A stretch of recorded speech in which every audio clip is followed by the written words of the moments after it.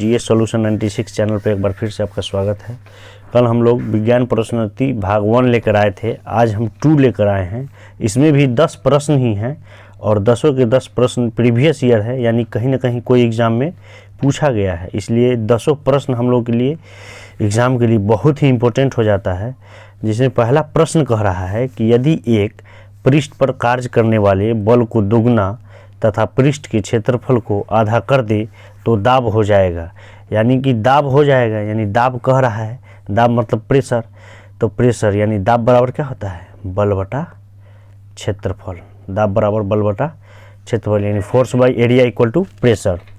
अब हमको कह रहा है कि पृष्ठ पर कार्य करने वाला बल को दुगना किया जाए, यानी F को क्या किया जाए, 2F किया जाए, और उसके क्षेत्रफल को आधा किया, यानी A को क्या किया जाए, A/2 किया जाए। यानी 2 नीचे डिवाइड में है तो ऊपर जाके मल्टीप्लाई में होगा, यानी 4F/A और 4F/A, F/A को क्या कहते हैं, प्रेशर, तो 4P, इसलिए मेरा प्रेशर यानी दाब कितना हो जाएगा, 4 गुना। इसलिए इसका आंसर हो जाएगा A, 4 गुना। क्षेत्रफल दाब जो है सो 4 गुना हो जाएगा। ठीक, नेक्स्ट आइए। नेक्स्ट कह रहा है कि यदि किसी वस्तु का द्रव्यमान 60 kg है तो चंद्रमा पर उस वस्तु का भार क्या होगा। द्रव्यमान यानी m का वैल्यू दे दिया है और उस वस्तु का चंद्रमा पर भार पूछ रहा है। तो पृथ्वी पर भार कितना होता है, W बराबर mg, और g जो है यानी गुरुत्वीय त्वरण जो है वो चेंज होता है कहाँ पे, चंद्रमा पे, और पृथ्वी का कितना गुना होता है, तो g जो है G डैश और पृथ्वी के गुरुत्वीय त्वरण का 1/6, यानी चंद्रमा पर का गुरुत्वीय त्वरण 6 गुना होता है पृथ्वी के गुरुत्वीय त्वरण के बराबर। तो इसलिए हमको निकालना है चंद्रमा का। तो चंद्रमा का निकालेंगे तो क्या करेंगे, तो W बराबर mg/6, mg/6। तो m का वैल्यू कितना है 60 इंटू g का वैल्यू 9.8 और 6 का 6 लिख देते हैं नीचे, और डेसिमल हटाएंगे तो 10, ये कटेगा, इसका आंसर हो जाएगा 98 न्यूटन। ठीक, तो इसका आंसर हो जाएगा 98 न्यूटन, सी नंबर ऑप्शन। आगे आइए। आगे कह रहा है कि कूलम प्रति सेकेंड किसके समतुल्य है। कूलम प्रति सेकेंड, कूलम यानी आवेश और सेकेंड यानी समय, किसके समतुल्य होता है, यानी किसके बराबर जो है आवेश बटा समय होता है। तो एक फार्मूला होता है Q बराबर IT। तो हमको कह रहा है कि कूलम्ब बटा सेकेंड यानी आवेश बटा समय किसके बराबर होगा, धारा के बराबर। और धारा को क्या कहते हैं, एम्पियर लिख सकते हैं ऐसा मात्रक, और आवेश को कूलम्ब और समय को सेकेंड। तो इसलिए क्या होगा इसका आंसर एम्पियर, और एम्पियर न पूछ के धारा रहता तो मेरा आंसर धारा यानी कि विद्युत धारा। इसलिए इसका आंसर क्या होगा, बी नंबर, एम्पियर। नेक्स्ट देखिए। नेक्स्ट कह रहा है कि m/2 द्रव्यमान की कोई वस्तु जिसका वेग 2 भी है, इसका संवेग क्या होगा। तो संवेग निकालने के लिए फॉर्मूला जानते हैं, पहले वाला वीडियो हम बता चुके हैं। संवेग बराबर होता है द्रव्यमान गुना वेग।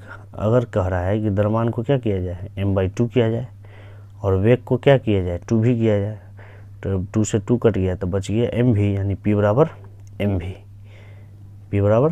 यानी वही फॉर्मूला आ गया संवेग बराबर। तो इसलिए इसका आंसर बी, P बराबर mv, यानी मोमेंटम बराबर मास इंटू वेलोसिटी। ठीक, नेक्स्ट देखिए।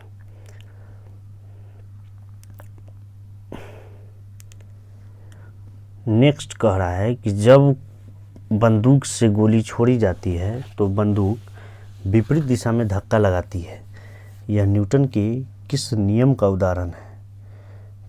तो प्रत्येक क्रिया के विपरीत प्रतिक्रिया, ऑप्शन पहले इसका सुन लीजिए, प्रथम, द्वितीय, तृतीय और चतुर्थ न्यूटन के कैमे गति का उदाहरण है। तो इसका आंसर हो जाएगा तृतीय, न्यूटन के तृतीय गति का उदाहरण है। तृतीय गति कहता है कि प्रत्येक क्रिया के विपरीत प्रतिक्रिया, प्रत्येक क्रिया के विपरीत प्रतिक्रिया। ठीक, अब आगे हम इसमें बता देते हैं कि न्यूटन महोदय के क्या क्या था। देखिए, तो न्यूटन के पहला गति नियम से जो है ना, न्यूटन के प्रथम गति के नियम से बल की परिभाषा, ठीक, द्वितीय गति के नियम से बल का व्यंजन, और लास्ट तृतीय गति के नियम से बल की स्थिति, ठीक। तो इसका आंसर क्या हो जाएगा? इसका आंसर हो जाएगा तृतीय गति नियम। तृतीय गति नियम का कुछ उदाहरण भी है, जैसे कोई भी व्यक्ति नाव से नदी के किनारे कूदने पर नाव का पीछे की ओर जाना या रॉकेट का लॉन्च करना, ये सब तृतीय गति के नियम का पालन करता है। अब अगला क्वेश्चन है, अगला क्वेश्चन कह रहा है कि बल की स्थिति न्यूटन के किस नियम के अंतर्गत आती है? बल की स्थिति तो अभी वो बताए थे, बल की स्थिति कह रहा है तो स्थिति में तीसरा आ जाएगा। पहला में कौन है? बल की परिभाषा, पहला परिभाषा, दूसरा व्यंजन और तीसरा स्थिति, ठीक। इसलिए इसका आंसर हो जाएगा तीसरा। नेक्स्ट देखिए, नेक्स्ट कह रहा है कि निम्न में कौन आर्किमिडीज के सिद्धांत पर आधारित नहीं है? निम्न में कौन आर्किमिडीज के सिद्धांत पर आधारित नहीं है? तो आर्किमिडीज के सिद्धांत के बारे में जानेंगे। तो आर्किमिडीज के सिद्धांत कहता है कि कोई भी तरल माध्यम में किसी वस्तु पर लगने वाला उत्प्लावक बल यानी उत्प्लावन बल यानी बाइंड फोर्स उस वस्तु के विस्थापित, जो इतना वस्तु तरल को विस्थापित करेगा उसके भार के वेट के क्या होता है? इक्वल होता है। तो वही कहता है आर्किमिडीज का सिद्धांत। तो जब भी लगेगा तो लिक्विड पर यानी तरल पर, तो देखिए तरल का एग्जाम्पल लीजिए, इसमें से कौन कौन है? तो हाइड्रोमीटर से क्या मापते हैं? हाइड्रो से घनत्व, तो ये तरल का एग्जाम्पल है, यानी कि आर्किमिडीज के सिद्धांत को फॉलो करेगा। पनडुब्बी भी करेगा। लैक्टोमीटर से क्या मापते हैं? दूध की सांद्रता मापते हैं। जबकि ओडोमीटर से क्या मापते हैं? दूरी मापते हैं, किसी की दूरी, चलती हुई कार से की दूरी मापने के लिए ओडोमीटर, चाहे और बहुत सारा है। इसलिए मेरा आंसर क्या हो जाएगा? ओडोमीटर। और हाइड्रोमीटर, पनडुब्बी और लैक्टोमीटर, ये तीनों आर्किमिडीज के सिद्धांत पर आधारित है, जबकि ओडोमीटर सिद्धांत पर आधारित नहीं है। नेक्स्ट देखिए, नेक्स्ट कह रहा है यानी परमाणु बम का सिद्धांत किस वैज्ञानिक ने दिया? क्वेश्चन पर ध्यान दीजिएगा। परमाणु बम दे देगा और कहेगा सिद्धांत और एक निर्माणकर्ता, तो दोनों का आंसर अलग अलग होता है। अगर परमाणु बम का सिद्धांत कह रहा है यानी मेरा आंसर अलग होगा। सिद्धांत दिए थे ऑटो हॉर्न और स्ट्रासमैन ने, जबकि निर्माणकर्ता पूछेगा परमाणु बम का निर्माणकर्ता, तो इसका आंसर हो जाएगा ओपेनहीमर। इसमें बहुत सारा कन्फ्यूजन आता है, इसलिए इस क्वेश्चन कन्फ्यूजन क्वेश्चन हम ज़्यादा डालते हैं ताकि कहीं कोई दिक्कत ना आए। नेक्स्ट देखिए, और परमाणु बम का कब आविष्कार हुआ था? 1945 में। सबसे पहले कौन किया था? अमेरिका।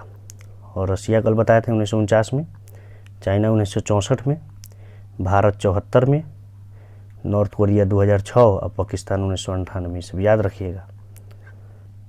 नेक्स्ट, अब देखिए यहाँ इसमें भी कन्फ्यूजन रहता है बहुत सारा कि नियंत्रित मारे कि अनियंत्रित। जिसे कह रहा है परमाणु बम संचालित होता है, परमाणु बम संचालित होता है, यानी यहाँ चर्चा कर दिया बम का। तो जब भी बम बनाएगा तो किसी के क्या करेगा? लॉस ही करेगा। तो लॉस ही करेगा, तो परमाणु दे दिया तो नाभिकीय विखंडन होगा। नाभिकीय विखंडन होगा, यहाँ पे ये तो हम समझ गए कि विखंडन होगा, दोनों में नाभिकीय विखंडन। अब नियंत्रित होगा कि अनियंत्रित होगा, इसमें देखना है। तो नियंत्रित तो होगा नहीं, जब हम किसी को लॉस करते हैं तो इसको नियंत्रित क्यों करेंगे? और ज़्यादा से ज़्यादा चाहेंगे उसका हानि हो। तो इसलिए बम, परमाणु बम जो है अनियंत्रित नाभिकीय विखंडन पर आधारित है। जबकि कहेगा परमाणु रिएक्टर, जिससे हम लोग बिजली प्राप्त करते हैं, परमाणु रिएक्टर जिसे तारापुर में महाराष्ट्र में ये सब रिएक्टर लगा हुआ है ना, कलपक्कम में तमिलनाडु में है, इस सब में। तो ये सब नियंत्रित नाभिकीय विखंडन पर आधारित है, नाभिकीय रिएक्टर, परमाणु रिएक्टर वाला। और परमाणु बम हो जाएगा अनियंत्रित नाभिकीय विखंडन, इसलिए इसका आंसर ए नंबर, अनियंत्रित नाभिकीय विखंडन। नेक्स्ट, विश्व में सबसे अधिक परमाणु बम किस देश के पास है?